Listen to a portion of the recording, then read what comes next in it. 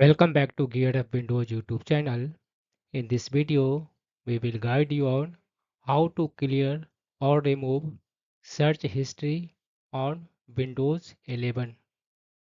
For this, first click on this one Start button, then click on this one Settings. In the Settings window, you need to scroll down at the bottom in the left sidebar and click on this one Privacy and Security option. On the right, under Windows Permissions, click on this one Search Permissions. Then again scroll down under History section, click on this one Clear Device Search History button.